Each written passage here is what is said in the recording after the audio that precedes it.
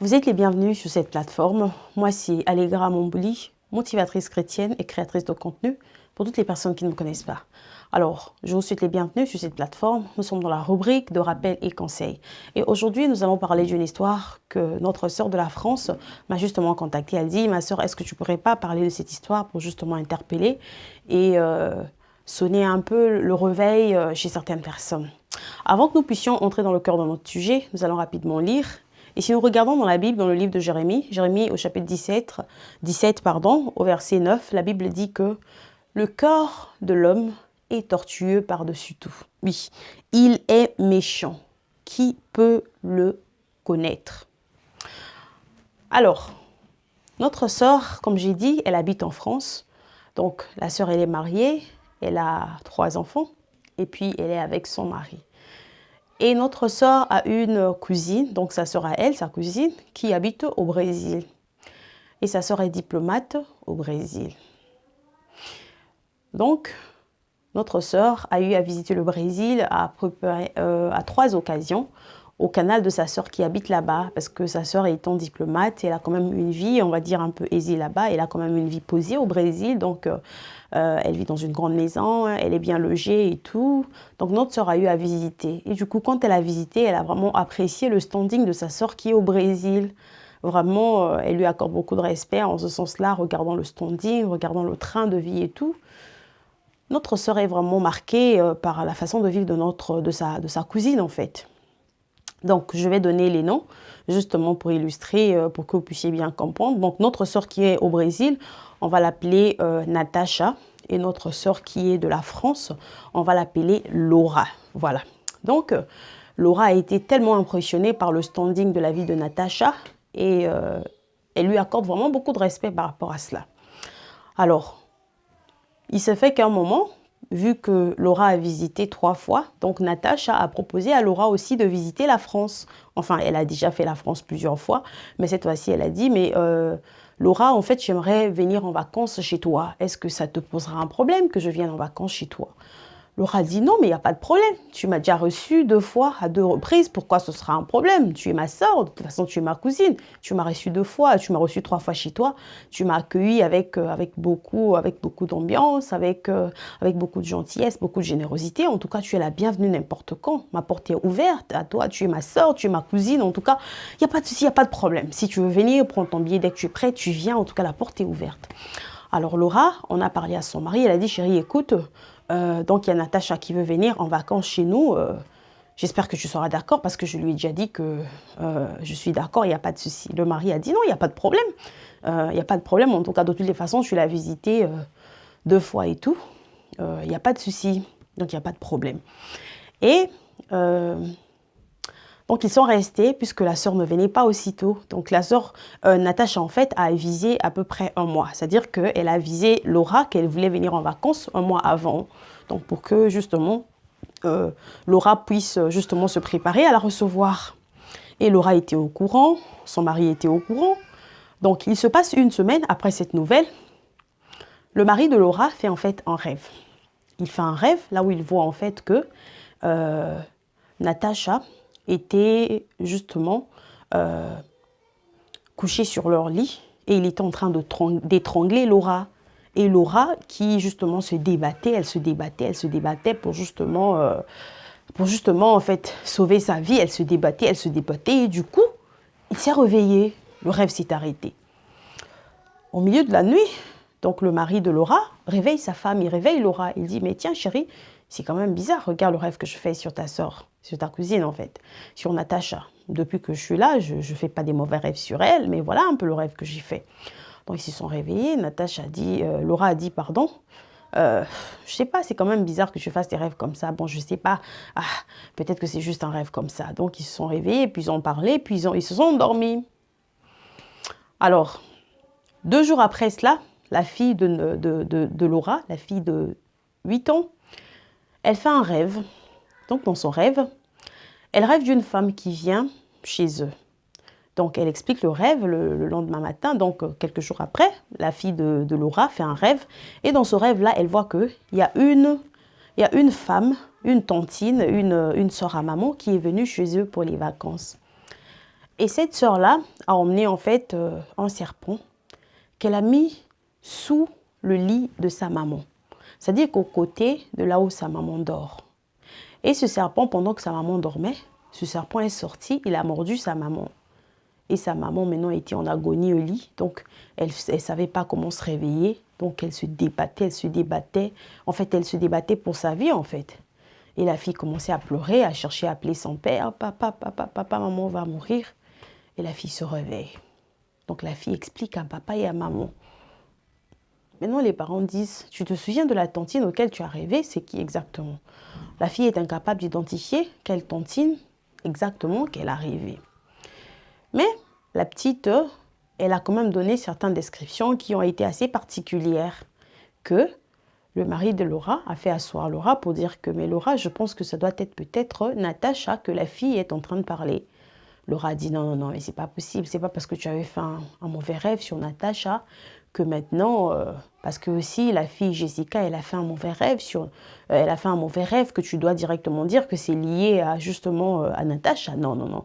Ça c'est un autre rêve et ça aussi c'est un autre rêve. Donc on doit seulement être vigilant sur ce qui se passe. C'est passé. Alors, 2 semaines. C'est-à-dire que 2 semaines depuis que Natacha a annoncé la nouvelle de sa venue, donc 2 semaines après, il y a le mari de Laura qui fait encore un deuxième rêve. Et cette fois-ci, dans le rêve, il rêve clairement que Natacha est venue chez eux. Et quand elle est venue, donc, elle est venue avec... comment dirais-je, elle est venue avec quelque chose comme une sémence qu'elle a justement donnée à Laura. Et Laura était complètement couchée sur le lit. Elle n'arrivait pas à se lever, elle n'arrivait pas à bouger, elle n'arrivait pas à parler. Alors, le mari de Laura, dans le rêve, maintenant demandait à Natacha, qu'est-ce que tu lui as fait pour qu'elle ne bouge pas? En fait, elle était en train de se chamailler, de se disputer avec sa belle-sœur, pour lui dire que, mais Natacha, qu'est-ce que toi tu as fait à ta sœur pour qu'elle ne bouge pas? Depuis qu'elle est là sur le lit, elle ne bouge pas, elle est juste là. Et Natacha lui répondait pas dans le rêve, il ne lui disait rien du tout. Il dit, je sais pas, je lui ai rien fait. Elle était juste là, elle a dormi et puis elle s'est retrouvée comme ça, elle ne parle plus. Même moi, j'ai essayé de lui adresser la parole, mais elle ne parlait pas. Pourtant, Laura, dans le rêve, elle a vu que Natacha lui a donné quelque chose qui a fait en sorte que sa femme puisse devenir immobile comme ça, ne plus parler. Et puis elle est juste là, elle respire sans bouger ni réagir, quoi. Donc elle est juste là, mais c'est une personne qui est vivante, qui respire. Alors, il se réveille le matin, il essaie d'expliquer à Laura. Il dit, Laura, ça c'est bizarre. Ça c'est pour la 2e fois que je suis en train de rêver de ta cousine. Alors moi, ça commence à m'inquiéter un peu. Peut-être qu'il faudra seulement qu'on annule la venue de ta sœur. Laura dit non, mais c'est pas possible. Moi, je suis partie chez elle 3 fois, elle m'a accueillie, il n'y a pas eu ce problème. Quand je suis allée chez elle, toi, tu n'as pas mal rêvé d'elle et tout, tu la connais et tout. C'est ma cousine, elle n'est pas mal intentionnée.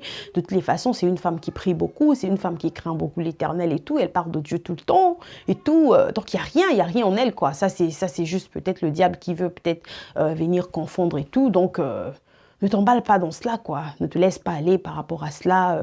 Elle va venir, de toutes les façons, elle va venir dans 2 semaines. Donc, moi, j'ai déjà tout préparé et tout. Alors, c'est là où maintenant Laura, elle fait une proposition à son mari. Elle dit, chérie, écoute, vu le standing de Natacha, elle a eu une très belle maison, elle est posée là-bas. Comme elle veut venir chez nous, donc elle veut venir s'installer un peu chez nous, passer les vacances pour 2 semaines, moi, je préfère qu'on lui libère notre chambre à coucher parce qu'au moins, dans notre chambre à coucher, on a un standing qui est quand même assez acceptable. Donc, il y a une salle de bain qui est dans la chambre à coucher et tout. Donc, comme on vient de changer notre lit, on vient de refaire notre chambre à coucher et tout, le garde-linge, il est beau, il est propre et puis il y a des...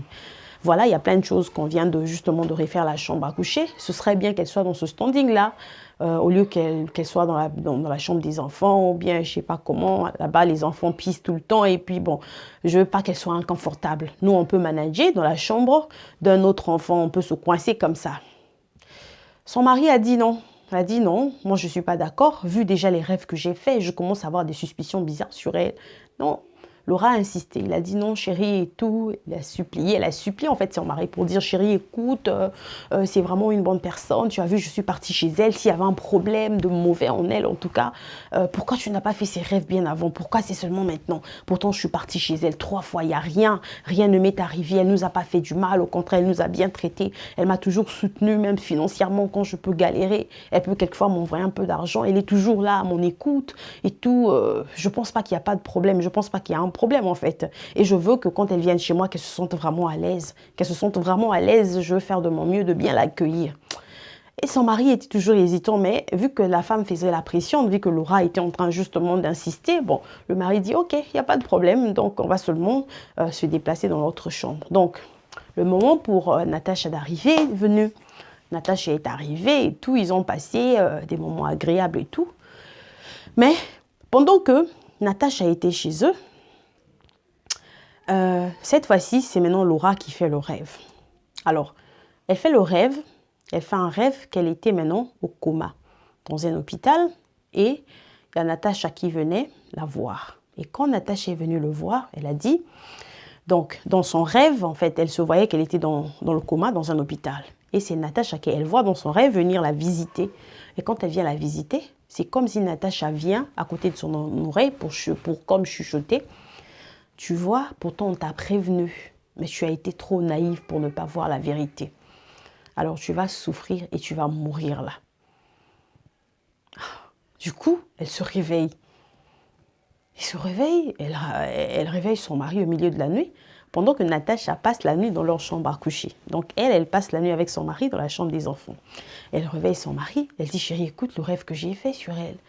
Là maintenant, ça commence à me faire peur parce que toi, tu as fait un rêve, toi, tu as fait 2 rêves sur elle, et moi, je viens de faire un rêve sur elle. Voilà des paroles qu'elle me dit. Et son mari dit, mais on va faire quoi? Elle est déjà là. Donc, il reste 3 jours avant qu'elle ne parte. Donc, elle va bientôt partir. Qu'on essaie seulement d'attendre qu'elle parte. Et puis, voilà, on va peut-être essayer d'en parler à un homme de Dieu. Ou bien, je ne sais pas, parce que là, ça devient un peu de trop. Alors, les 3 jours sont arrivés. Natacha est partie. Le jour auquel Natacha est partie, juste quand elle est arrivée au Brésil, elle a appelé Laura. Quand elle a appelé Laura, pour dire, Laura, vraiment, en tout cas, c'est bien, je suis très contente, je suis bien arrivée. En tout cas, on a passé des beaux moments ensemble et tout, je suis bien rentrée. Ce même jour-là, vous n'allez pas croire, donc ce même jour-là, après qu'elle a fini de parler, après que Laura a fini de parler à Natacha, puisqu'elle était en haut, elle a déposé le téléphone, elle voulait maintenant descendre. Donc, aussitôt qu'elle a fini de parler à Natacha, quand elle voulait maintenant descendre, elle n'arrivait pas en fait à bouger sa jambe.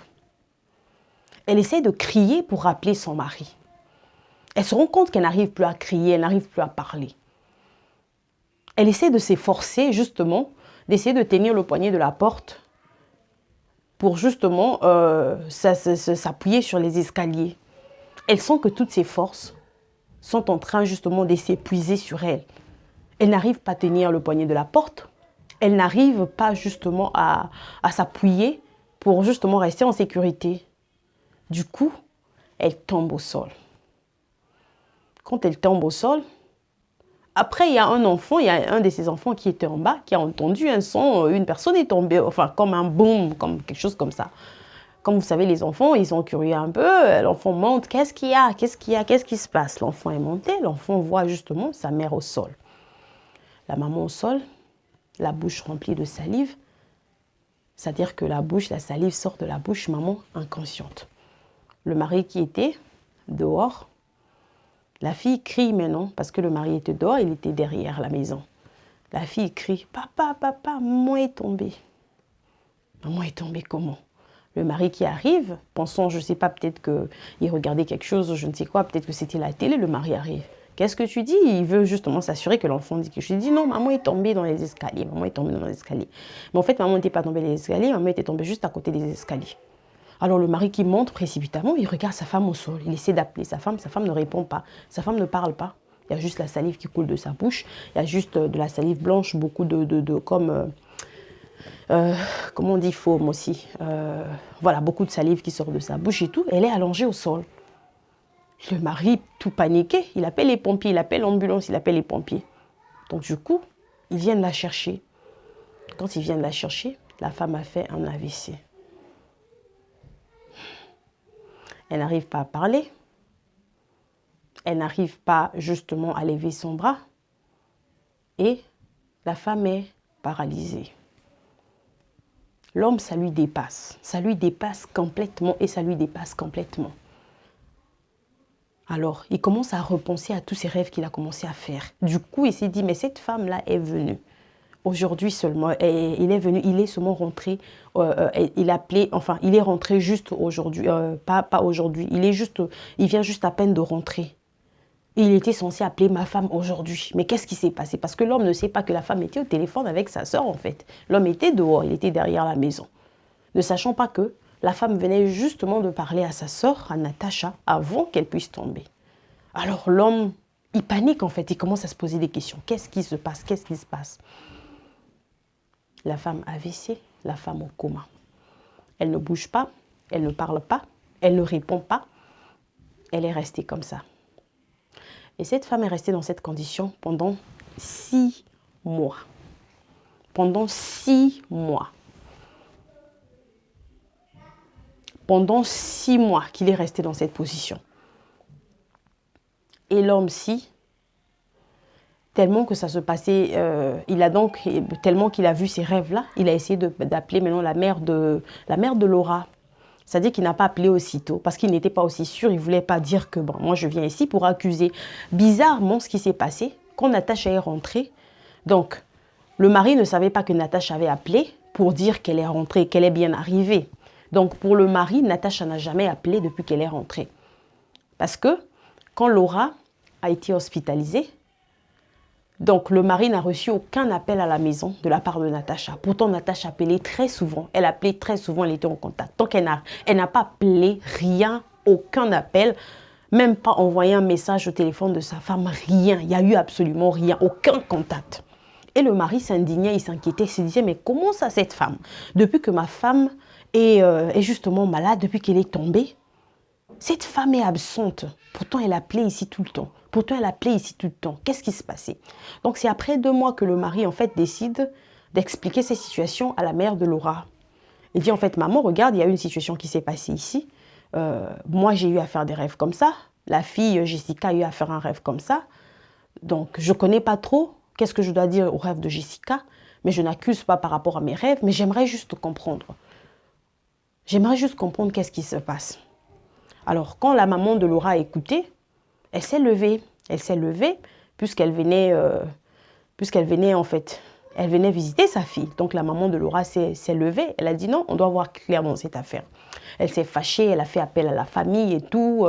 Qu'est-ce qui se passe? Donc, la famille a été vraiment en tumulte parce que c'était des histoires d'accusation. Elle a voulu faire ceci, elle a voulu faire cela. Alors, la maman de Laura, comme elle prie, du coup, elle s'est dit, ok, ce problème-là, si j'emmène ça avec la chair comme ça va pas s'arranger. Parce que ma fille est en train de souffrir.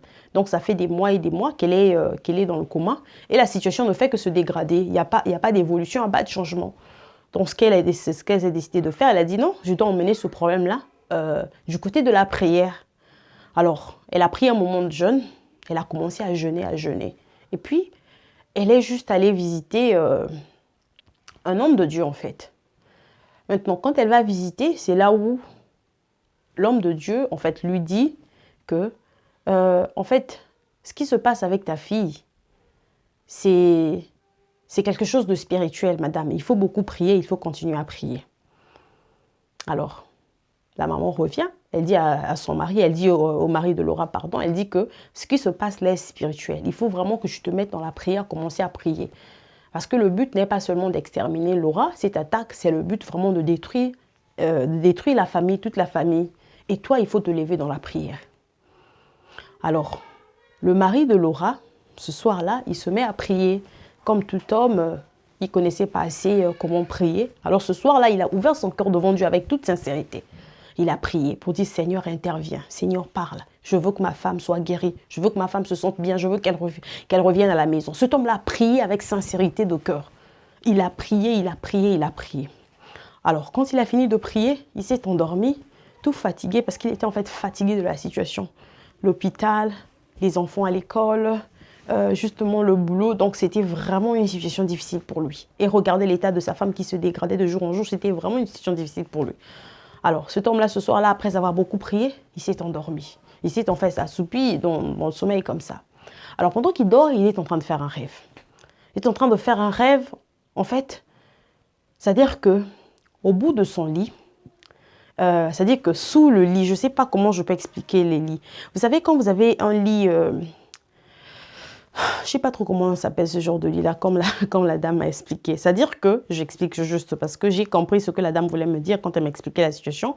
Mais bon, j'explique seulement pour que vous compreniez. Donc, dans le lit, dans leur lit à coucher, dans leur chambre à coucher, donc ce mari est en train de faire un rêve que sous leur lit, quelque part, il y avait en fait comme un chewing-gum accroché sous leur lit. Et dans ce chewing-gum-là, il y avait 2 pierres. Et ce sont ces 2 pierres-là qui ont fait en sorte que sa femme soit malade et qu'elle continue à être malade. Donc, dans le rêve, on lui disait, tant que ces pierres resteront dans ta chambre, dans cette chambre-là, vous serez toujours dans les problèmes. Et ta femme ne va pas guérir. Sa situation va aller de pire et en mal. Alors, cet homme-là se réveille. Il se réveille. Quand il se réveille, il se rend compte qu'il est 4 heures du matin. Vous savez, il est paniqué, complètement paniqué. Alors, il se dit, est-ce que je dois aller regarder pour enlever cela ou qu'est-ce que je fais? Alors, il se dit, non, il n'y a pas de souci, je vais essayer de regarder. Il a enlevé le matelas, il a enlevé les draps, il a tout enlevé.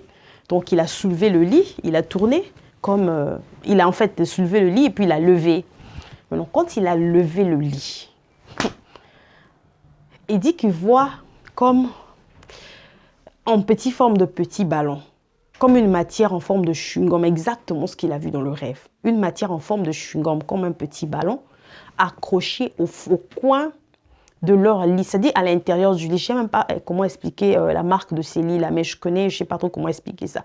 Donc, au coin du lit. Donc, là où que si tu peux vivre chaque jour, tu ne vas même pas te rendre compte qu'il y a quelque chose là-bas. Même si tu nettoies sous ton lit, tu ne peux pas te rendre compte qu'il y a quelque chose là-bas. Donc, quand il a regardé cette chose-là, il a été effrayé, il n'a pas pu toucher. Il a crié. Là, maintenant, à 4 heures du matin, il ne sait pas qui appeler, il a appelé sa belle-mère. Il a appelé sa belle-mère et puis il a appelé sa sœur. Il a raconté. Voilà ce que moi j'ai fait, voilà ce que moi j'ai rêvé. Il a paniqué, l'homme a paniqué, le monsieur a complètement paniqué. Et le lendemain, ils ont donc appelé un homme de Dieu qui est venu. Et ils ont enlevé cette grosse boule de chewing-gum qui avait la forme comme d'un ballon, comme c'était gros. Et en ouvrant à l'intérieur, ce sont comme 2 pierres, 2 boules que lui, il a exactement vues dans son rêve. Après qu'ils ont enlevé cela, c'est-à-dire quand ils ont enlevé cela, ne sachant pas que pendant qu'eux, ils ont enlevé cela, la femme là-bas est sortie du coma. Laura est sortie du coma. C'est l'hôpital maintenant qui appelle. Pendant qu'eux, ils viennent d'enlever cela, l'autre là, le pasteur a commencé à prier. Ils ont commencé à prier tous ensemble. Ils ont commencé à prier pour cela. Et la femme est sortie du coma. C'est alors qu'on appelle le mari pour dire que votre femme est sortie du coma. C'est vrai qu'elle n'a pas encore repris toutes ses formes, mais au moins aujourd'hui, elle a bougé, elle a ouvert les yeux. Elle a demandé de l'eau.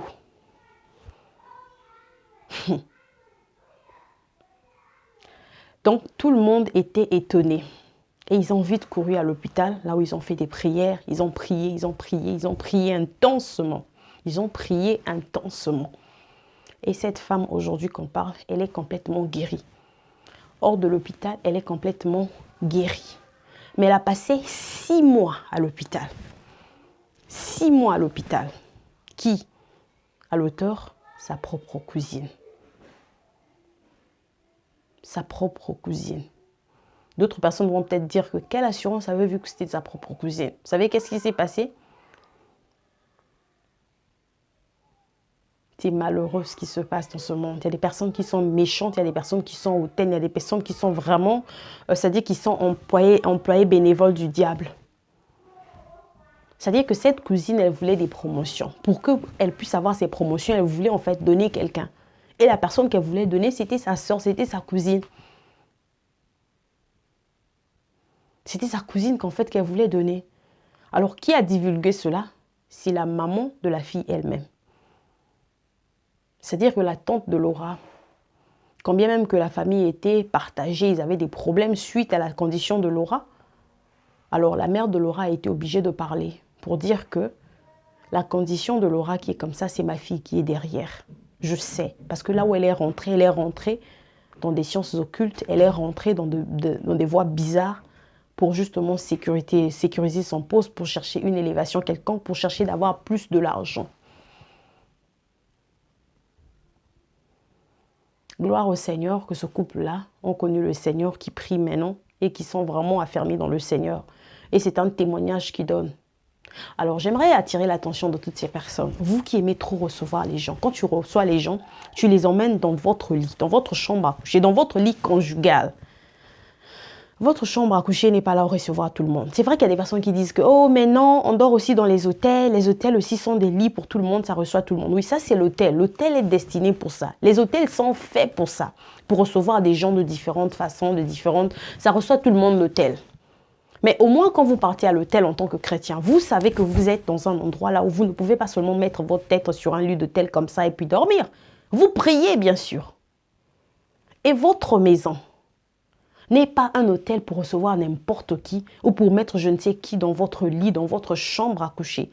Simplement parce que vous avez beaucoup de respect pour cette personne, parce que vous avez beaucoup de générosité ou parce que vous voulez révéler un certain standing, une certaine confortabilité. Non, mais ce n'est pas possible. Votre lit conjugal est votre asile à vous en tant que couple. C'est là où il n'y a aucune personne qui peut aller là-bas pour dormir. Que ce soit vos parents, vos tantes, vos cousines, vos soeurs, vos grands-frères ou qui que ce soit. C'est en fait votre petit endroit à vous, votre endroit d'intimité. L'hôtel n'est pas votre endroit d'intimité. C'est vrai qu'il y a des personnes vous pouvez être en intimité dans les hôtels ou quoi que ce soit, mais ce n'est pas votre endroit. Quand vous êtes marié, vous savez que votre lit, votre chambre à coucher, c'est un endroit là où beaucoup de choses se passent, là où vos projets se bâtissent, là où plusieurs discussions, des choses vraiment importantes de votre vie se font. Même la vie de prière, quelquefois, elle se bâtit dans votre chambre à coucher. Les enfants, c'est-à-dire il y a beaucoup de choses qui se passent dans votre chambre à coucher. Alors ce n'est pas quelque chose qu'il faut bafouer comme ça, laisser tout le monde venir, vaille-qui, parce que justement vous voulez être gentil ou parce que vous voulez plaire à quelqu'un, parce que vous voulez justement montrer que je suis gentille, je suis accueillante ou je suis je ne sais comment. Si en fait votre asile, c'est quelque chose que vous devez préserver jalousement et vous devez respecter. Donc cette sœur a dit, en tout cas, ça m'a donné une très grande leçon de savoir parce que premièrement, ils ont été avertis, ils n'ont pas eu le discernement. Ils ont continué. Le mari s'est imposé, mais la femme a insisté. Malgré les rêves qu'ils ont eus, malgré le rêve que Laura elle-même, elle a eu sur sa cousine. C'est-à-dire que quand elle a eu le rêve, elle ne pouvait plus rien faire parce que la cousine était déjà installée, elle était déjà dans leur chambre à coucher. Et ce n'est que le jour où la sœur est arrivée au Brésil qu'elle appelle. Et quand elle appelle, le mari dehors, elle ne sait comment faire, c'est là où elle succombe, elle tombe. Alors si l'enfant n'était pas venu pour voir, qu'est-ce qui allait se passer? Peut-être qu'elle allait mourir là. Mais gloire au Seigneur, ce n'était pas son jour. Alors toi qui rêves encore, toi qui aimes trop accommoder les gens dans ta chambre à coucher, change. La chambre à coucher est pour toi. La chambre à coucher n'est pas là où tu dois emmener tout le monde. Surtout quand vous êtes marié, la chambre à coucher, c'est votre asile à vous. Vous ne devez pas emmener n'importe qui. À la rigueur, peut-être vos enfants. Mais pas je ne sais pas je sais pas qui. Non, c'est à vous, c'est votre endroit d'intimité, c'est votre endroit à vous. J'espère que la vidéo vous a plu. Et donc, cette histoire, c'est une histoire triste, mais qui se termine bien, gloire au Seigneur, parce qu'il y a eu la victoire et le diable a été justement vaincu. Alors, si vous avez encore des histoires pareilles que vous voulez partager avec des gens pour interpeller certaines personnes pour conseiller, en tout cas, n'hésitez pas de me contacter. Je mettrai le lien sur la barre d'infos pour mon Facebook et aussi pour Instagram. Donc, vous pouvez m'envoyer un message là-bas justement pour envoyer votre sujet et j'en parlerai bien sûr avec beaucoup d'anonymité. Donc, je ne vais pas parler de votre nom ou quoi que ce soit. On garde vraiment votre discrétion, on la respecte parce que nous avons justement des engagements envers Dieu. Donc, on ne peut pas divulguer quoi que ce soit de vous que vous ne voulez pas que nous puissions en parler. Donc, nous respectons cela. Nous respectons votre confidentialité. J'espère que la vidéo vous a plu et n'hésitez pas de partager, surtout de vous abonner. Alors, on se retrouve très bientôt, certainement demain, avec une nouvelle vidéo et que Dieu vous bénisse. Bye bye. God bless you.